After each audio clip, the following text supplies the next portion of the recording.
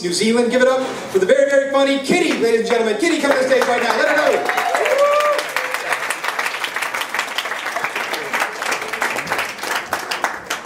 Hello. Hello. I'll say it in my most poshest voice, shall I? Hello. You all right there, darlings? Yes, indeed. I have been travelling through your great country. I'm not just going to say this. I love America. I really do. I think you're so friendly. It's lovely. I've been in San Francisco. Such friendly people, aren't they? You know? They're all stoned. That's why, isn't it? You ask them for directions. They're like, yeah, we give you directions. Go past Krispy Kreme. Turn left at Dairy Queen. Lovely, isn't it? I was in New York. Very angry people in New York. Very angry.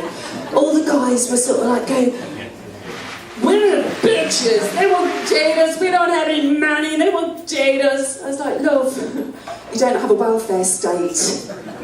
It costs $1,000 upwards to get good teeth. I wouldn't date you, you know. Come move to the UK. We've got welfare. Women can afford to fuck anyone. You know. In fact, there's a pool of women who'll get knocked up by anyone because it's more money for cigarettes. So then I was in New Jersey. Can I just say, I flew in today. I flew into the airport and there was these electronic adverts saying, San Diego welcomes the obesity conference. You've got a conference finding solutions for obesity. Has anyone thought of maybe just not eating so much? Is that silly? Is that silly? Just smaller portions, maybe? You know? You don't have to have a conference for it. This is true. I was in New Jersey, okay, visiting my family. My Uncle Tommy took me to a rib joint. Is it a rib restaurant? Is that what you call them, rib joints? And I had a portion of pulled pork. You call it pulled pork? Is that it? That pulled pork? Okay, so I said, I will pay for an adult portion, but could you give me a child portion? Because I find these plates quite overwhelming.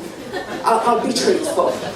Can you give me a child's portion? They kind of looked at me like I was weird, but they brought it out. It was a pig's head on a plate. And I said, that's what you give a child? Anyway, and bear with me on this one. Anyway, we're growing big in New Jersey. Look, you're force fucking feeding them in New Jersey. That's what you're doing, love. Anyway, so I was in New York and I found this. I had occasion to go to a public bathroom. And I found this, I think you call them flyers. They're called flyers. This lovely flyer that was left by the Mount Carmel Holiness Church. Okay, they left this in a public bathroom entitled Sin. Because I guess that's where you go to commit sin, really, public bathrooms, especially if you're George Michael. So, and what I liked about this, and I'd like to share it with you if that's okay. What I liked about this is they said, sin, it is not a thing to be thought so lightly about. I didn't know there was thinking involved in sin. Just a bottle of vodka and a load of Xanax, you know. That's how it's gone for me in the past. And then it goes on to say, and I quite like this, it says, God will not punish anyone that sins, but will punish the devil and his angels that cause sin. Great, I can carry on being a slut. It's fantastic. It's not me who's going to get it, but a man in a red leotard. It goes on, honestly, I love this, I absolutely do. Then it goes on to say, here it is, I love this bit. Everyone that lives a bad life leaves an influence. You surely do not want your children to be drunkards and unrespectable. Do you? I don't know. Do I? I think it's good to get them shoplifting at an early age. Innocent faces, Gucci bag for mama.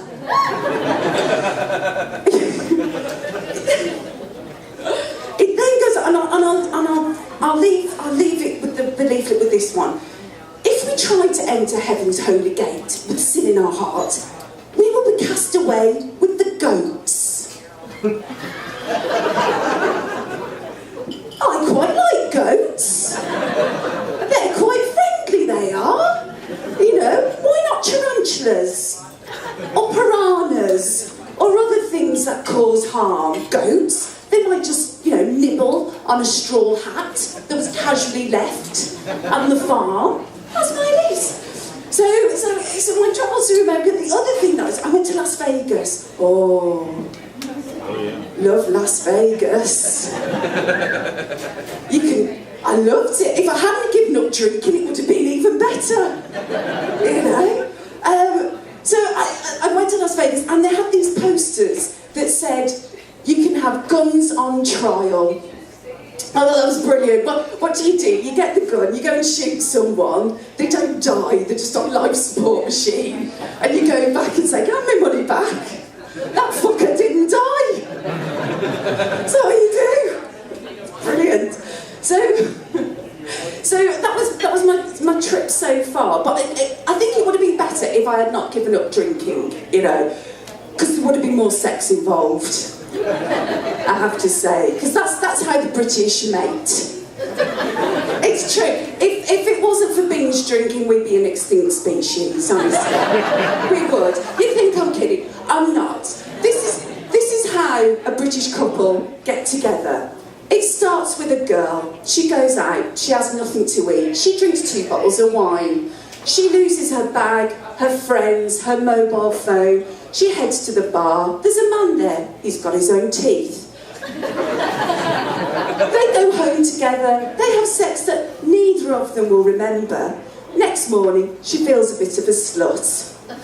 So she dates him. 3 months later, they've moved in with one another. That is how the British get together.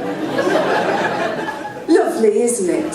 I have thought, actually, that I might try and get an American husband while I'm here, because British ones are a bit useless, to be honest, especially in London. They don't like dating female stand-up comics for some reason.